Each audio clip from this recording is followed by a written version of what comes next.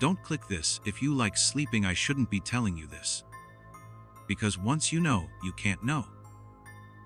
And if you've ever clicked something you shouldn't, well, then you might already be too far in. It began on an ordinary night. I was exhausted, tossing in bed, the ceiling fan spinning its hollow lullaby. I reached for my phone. Just to check a message, I told myself. That's when I saw a notification from an app I didn't even remember installing, blinking on my lock screen. The subject line read in cold white letters, "Don't click this if you like sleeping." I stared at it. My thumb hovered. The message seemed so blunt, so urgent, so wrong. It wasn't a question. It was a warning. It made no sense. How could an app know I liked sleeping? Maybe someone hacked my phone. Maybe it was a stupid prank. The kind you scroll past and laugh about in the morning. Yet I clicked. The moment I did, something changed. My breath caught. The fan's hum paused for a heartbeat. The room felt too large, too empty, as though the walls had grown an inch or two while I wasn't looking. My screen flashed black, then white, then a static screen, like an old TV with no signal. I moved to turn it off, but the power button didn't respond. The static blurred, and in the middle of it, I saw a face.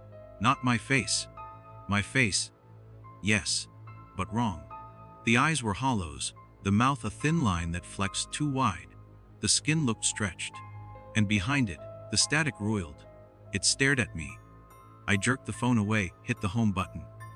The face vanished. The screen went dark. I exhaled, laughed weakly. Well, okay, I told myself. Weird glitch. I turned the phone off and placed it face down on the nightstand. Then I tried to sleep. Sleep didn't come. At first, I blamed the adrenaline. I lay there, heart pounding, eyes tracing the spinning fan, until it blurred. My mind held onto that face, that wrong smile. I closed my eyes. Darkness. I counted sheep in my mind. 1, 2, 3, fat chance. Then I saw movement out of the corner of my eye. A shadow sliding along the far wall, detached from the fan blade. I opened my eyes. Nothing. The phone lay quietly. The only sound was the fan. I rubbed my temples, telling myself I was imagining things. But then it whispered. You clicked. I jolted upright. The word echoed in my mind. Metallic and cold. The fan whirred. The phone remained face down, dead quiet. I jumped out of bed, reached for the light. Before my fingers reached the switch, the lights flickered. Off. On, off. On. The fan's lullaby turned into a tortured sigh. My breath froze. I noticed the shadows, elongated thick, converging at the corner of the room. They gathered as if by invitation. And in that corner, the same face appeared. Only this time, it wasn't on the phone. It was in the shadow. It smiled. My scream died in my throat. I didn't know how long I stared, the room dissolving into frozen dread. Then the lights snapped back to steady. The shadows slunk away. The corner emptied. My heart thumped so hard I thought the windows would shatter. I huddled under the covers. Sleep was gone for me that night.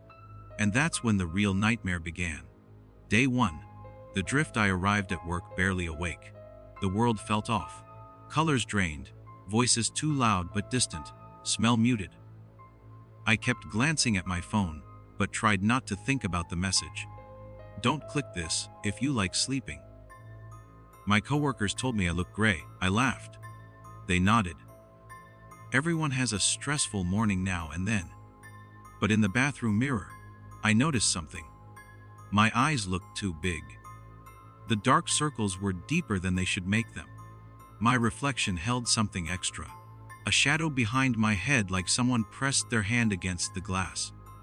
I jumped away, but when I looked again, it was gone. I brushed it off. Maybe I'm tired. Maybe too much coffee. At lunch I tried to read, but the words blurred, then sharpened. Then my own name floated on the page, waving like a shadow. I blinked. The page was blank. I looked up.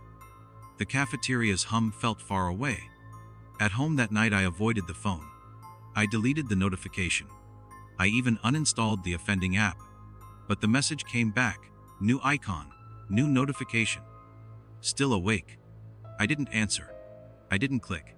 I set my phone on airplane mode and left it. And I sat. And waited to sleep. It didn't come. Night 2. The visitor. I lay awake until 4 a.m. My brain a twisted carnival ride. Every tiny sound made me stiffen. The hiss of the heater, the creak of the floorboards downstairs, the distant hum of traffic. I convinced myself the shadow in the corner from last night was memory. I told myself I would sleep anyway. Then the door opened. Slow, quiet. Too light for an intruder. And yet the dark beyond the doorway wasn't empty. I saw something lean into the room. A tall figure, robed in darkness, its face gone. Only the wrong smile glowed in its silhouette. It extended a finger, pointing at me. I froze. My body refused to move. "Why don't you sleep?" The voice said, not with words, with the sound of a razor dragging. I wanted to scream, but the sound stuck in my throat. The figure moved closer, its foot scraping the floor. Each scrape echoed in my head. Then it touched the bed. The sheet rippled as though someone slid under. The covers rose. I saw a hand, thin, reach out. I bolted upright. Light flooded the room. The figure vanished. I exhaled, hyperventilating. The phone lay face down on the nightstand, untouched. I grabbed it. It lit up by itself. "Why don't you sleep?" I shook it off and threw it across the room. It hit the wall and cracked. I turned the light off, pulled the cover me, and shut my eyes tight. Sleep still didn't come. All night I heard it whispering, "You clicked. We're waiting. When you close your eyes, we visit. Do you like sleeping? Then stop." And when morning broke, I wasn't rested. I was less than rested. I was empty. Day 3, the fractures. I couldn't focus at work. My mind snapped between reality and something else. I'd glance at a coworker and see them flicker. Momentarily translucent, eyes too bright, smile too wide. They'd blink. Normal. I'd shake my head. At lunch, I glanced at my phone. The screen lit up unbidden. Going to bed. I froze. I didn't even remember turning it on. I locked the screen. I walked the long way home that evening, through the park. The sky was gray, the benches empty. I needed to think. I needed to breathe. Under a street lamp, I looked over my shoulder. One figure lingered in the trees. At first I thought of a stray cat. Then I saw it stand upright. Too tall.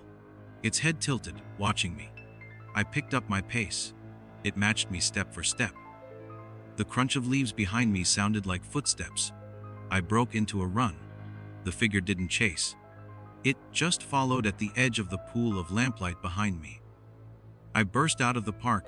Keys fumbled in my hand, locked my front door behind me, slid to the floor. My phone buzzed. "You can't hide." I dropped it. Sat in the dark. I cried. Tears I didn't know I had. I didn't sleep that night either. Night 4, the mirror. This night I resolved something. I would stare back. I would confront it. I refused to turn off the lights. I sat on the edge of the bed and opened the cracked phone screen. It lit up with a message. "Look in the mirror." Heart in my throat. I went. I moved toward the bathroom. The hallway stretched longer than it should. 2 extra doors. A bend I didn't remember. The wall lights flickered. I reached the doorway. The mirror surface was fogged. Truth, my breath fogged it more. At first, only me. Then a shadow slithered behind me. My reflection's head turned slowly. My reflection's lips curved into a smile. "Why don't you sleep?" it asked. The words came from me. My reflection winked. I lunged to break the mirror. The glass cried like bones. Every shard shimmered. In each shard I saw a different version of me: hollow eyes, broken grin, skin stretched tight. They all stared. They all whispered, "You clicked. Now we're here." The bathroom door banged shut. The lights went out. I heard breathing behind me. I couldn't turn around. I felt a hot breath on my neck. I screamed. Then the mirror shattered behind me. I collapsed, trembling. I pulled the covers up in my bed, shaking until morning forced its way in. Sleep didn't come. I drifted between waking and unwaking, dreamless lumps of exhaustion. Day 5 erosion. I looked at my reflection at breakfast. The face looked different. The left eye is slightly lower than the right. A faint line across the cheek like a scar. I touched it. Nothing, yet I felt it. I skipped work. I lay on the couch, the blinds drawn still cracked, unresponsive. I deleted every app. I turned off Wi-Fi. I unplugged the router. I did everything to sever contact. But there was still a beep in the wall socket at night. Just one beep every hour. At 1 a.m., while I lay in darkness, the beep stopped. A window slid open upstairs. I heard floorboards creak. Then, whispering, my name, in my own voice. Wake up. I tumbled out of bed, ran upstairs. The only window on the landing was shut. The room next door was empty. No footprints. No evidence of anyone. I collapsed at the top of the stairs. When I looked up, a shape filled the window from outside. Too tall for a person, motionless. It tilted its head, the wrong smile. It pulled back and vanished. I scrambled downstairs. The beep resumed, once every hour. No sleep again. Night 6, the countdown. I stopped tracking days. 6, 7, maybe more. It all swelled into one long black moment. I stopped going outside. The apartment became a fortress of darkness and fear. I resolved tonight I will sleep. I forced myself to lay on the bed. Lights off, phone unplugged. I closed my eyes. Nothing. For hours I lay in pitch darkness, listening to the walls, listening for the beep, listening for footsteps, leaning for the reflection, waiting for that figure to appear. And then the message arrived, on my face. Projected, flickering on the ceiling. I don't know. The letters formed, you have until dawn. My heart was hammered. I opened my eyes. The room was normal, until the ceiling cracked open like paper and blackness folded down. It pooled on the bed.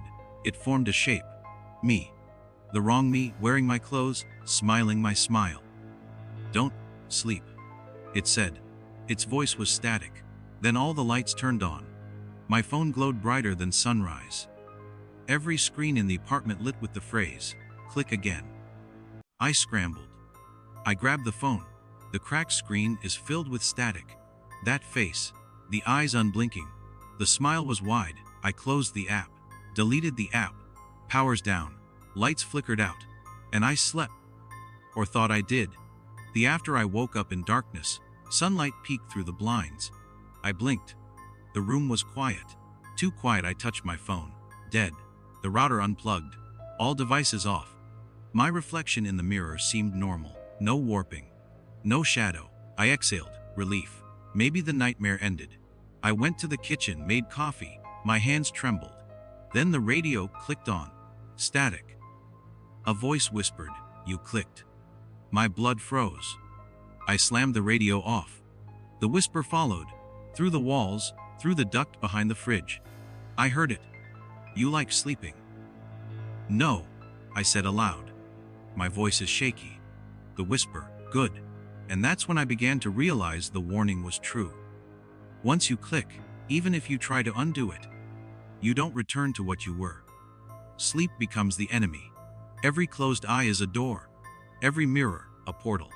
Every shadow, an invitation. I didn't sleep for days. I moved out of that apartment. Changed my phone. I changed my habits. But I still see it sometimes. In passing reflections. In the corner of my vision. In crackling static on a muted TV. And now I write this to you. Because you might be curious. Because you might wonder what happens if I click it. Well, I clicked it. And now it has clicked me. If you ever see those words, don't click this if you like sleeping. Do what I didn't. Don't click. Because when you do, you will still be awake. And when you're awake, everything else becomes night. And you'll never truly sleep again.